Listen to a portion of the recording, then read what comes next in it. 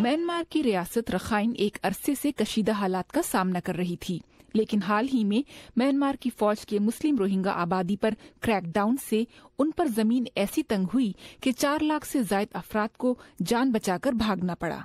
इन हालात में दुनिया की बड़ी ताकतों और बैनुल अक़वामी इमदादी इदारों पर सबकी नजर है कि वो इस सिलसिले में क्या किरदार अदा करेंगे।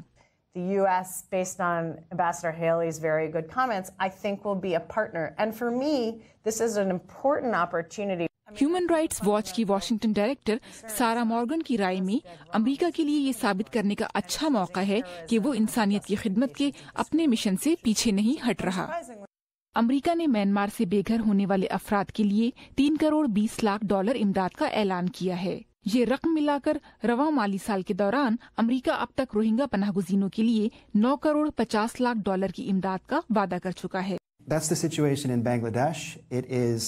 It's terrifying from a humanitarian perspective.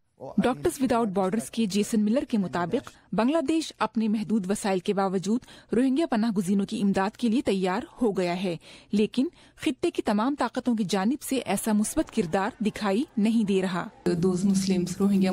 Bharat Rohingya पनाहगुज़ीनों पर दहशतगर्द तंजीमों से ताल्लुक का इल्जाम लगाकर उन्हें बेदखल करना चाहता है।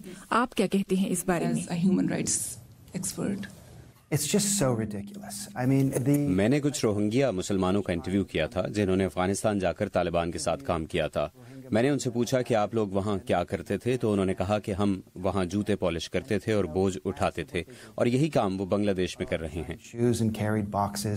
बैनुल अक़वामी इमदादी तंजीमों को इस बात की फिक्र भी है कि बांग्लादेश पहुँचने वाले रोहिंगा पनाहगुज़ीनों का बोझ कहीं खुद बांग्लादेश के लिए किसी बहरान का बायस न बन जाए।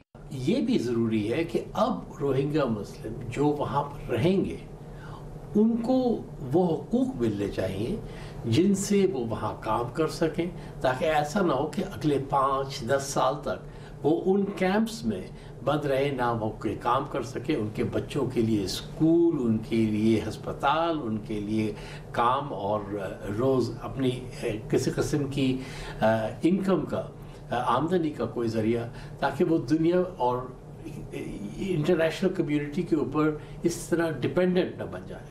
तज्ज़ियाकारों को खदशा है कि बेआसरा रोहिंगा पनाहगुज़ी जनूबी एशिया में अपनी जड़ें मजबूत करने की कोशिश में लगी दाइश की भर्ती की कोशिशों का शिकार हो सकते हैं। सहर माजिद, उर्दू VOA, वाशिंगटन।